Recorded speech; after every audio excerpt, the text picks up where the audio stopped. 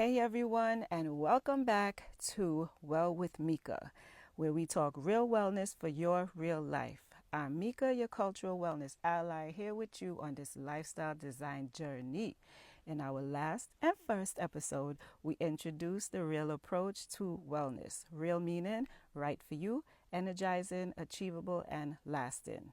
So today, we're diving into something just as important: finding your why the hell am I doing this? AKA finding your why. Why are you doing this work? Why are you on this journey? Why does living a healthier life even matter? Let's explore how finding your why can motivate you, help you avoid backsliding, and create a lifestyle you actually truly love. Plus, we'll discuss how staying connected to your why can make all the difference. All right, there we go. So let's talk about the concept of a why. A why, think of it as your anchor. It's that deep reason behind your choices. It's not superficial, okay? When you're connected to your why, you're not just chasing those short-term goals. You're aligning with a purpose, something that gives your effort meaning, something that will get you excited to get up and do the things that you really need to do. So I look at it like I liken it to that reference that Stephen Covey makes about um, the ladder, the wrong ladder, and first things first. So imagine you're climbing a ladder, working hard, you going to the top, and then you realize that ladder's on the wrong wall. It's leaning on the wrong wall. So finding your why, doing the upfront work, it ensures that your ladder is on the right wall. And it also motivates you to take that first step onto the ladder. That clarity, it fuels your drive to get started. And it kind of minimizes that quitting and the necessary pivots that you might end up making later on, because you're grounded in what truly matters. It's like you always have something that you can connect to, which keeps you going on your path. You know what I mean? So let's talk about the benefits. So when you're clear on your why, it's like having your North Star. This is what Stephen Covey actually mentions this as well. It's the guiding force. It's guiding your actions and helping you stay the course when life starts lifing. It's easier to resist, going back, because your why is just right there top of mind, reminding you, like, you look, this is your big picture. This is exactly what you want to do. So when you feeling like, yo, I don't want to do this anymore, you have something right at the top, like, oh, no, you know what? I've been feeling sluggish. I need more energy. This is going to give me that energy boost. Oh, no, I want to be able to play with my grandkids. So you know what? I'm going to stick this out. I'm going to go do what I got to do. All right. So that finding your why is not going to make things perfect, but it keeps you going and progressing and rooted in some purpose. So now the question is, how do we discover that why? All right. So how are you going to get there? Let's start by asking some questions. Number one, what do I want to feel? So when you think about your goals, your health and wellness goals, what is it that you want to feel like? Is it energized? Is it strong? Like, what is it that you want to feel like? Or think about maybe who or what do you want to show up for?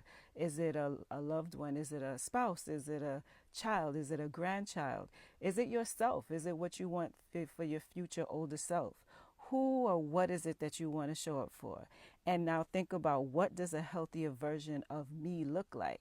How would it impact your life? How would it impact my life? This, because you're asking yourself this question. So now, when you think about it, it is so important to not fall into the trap of thinking about someone else's goals. For example, for myself and for other people that I know, they want to be healthy. They wanted to lose weight. They want to feel energized in their older age.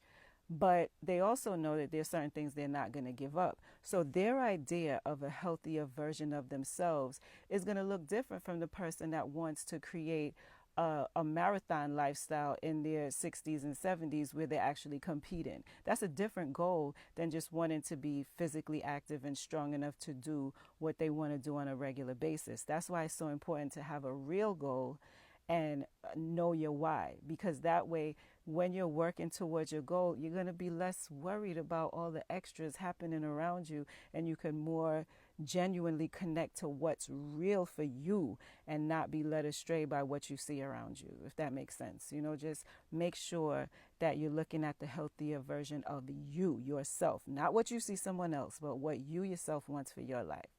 So, for example, for me, I know that with having rheumatoid arthritis, I want to make sure that I'm able to move for as long as I possibly can.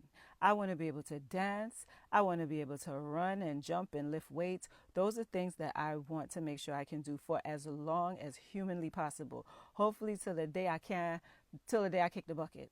So if I want that, that means every day, most days of the week, I need to make sure I'm doing something active as simple as walking. So that's what keeps me going, knowing that I don't want to seize up. I don't want my joints to hurt. I want to prevent that or delay it as much as possible. So I'm going to keep active for that reason. So connect to your why. So now your why isn't one time. It's not a one and done, set it and forget it. No. It's something that you have to revisit regularly. Life changes, and so can your goals and your why. So you have to make sure that you do like a weekly or monthly check-in. I recommend weekly or monthly because to me it's a good enough time frame where if you've been doing an activity consistently, then you could sit down for planning your next week and say, okay, how did it feel? Is this still aligned with what I want? And then the month, to me, the 4 weeks is a good time frame as well, because now you've been doing it for a good amount of time. And then you can say, okay, how do I feel about it? Is this still putting me on my goal or my right path? It's similar to the weekly, but it just gives you a longer time frame to see how it's working. Number one, you'll see more results in the month. And then for sure, if this is something that you actually want to stick with. So continue to ask yourself, is this still my why? Am I staying aligned with it? Write it down. If you need to do a voice memo, talk to somebody. I suggest writing it down so that you have some place to go back and look. And to me, writing does something viscerally. I don't know. It's something that you feel when you write, to me, that you connect with more than just typing.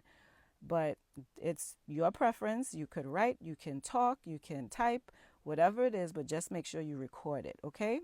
So stay consistent, and then you make adjustments when life starts lifing, because life is going to do what life does. So just try your best to connect, stay consistent, okay?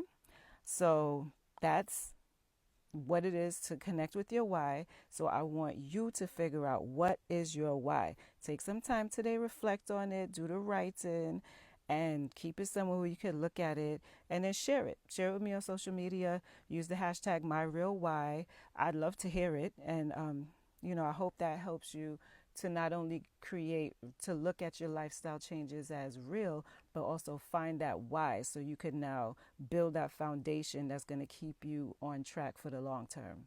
Thanks again for tuning in. I hope this made sense.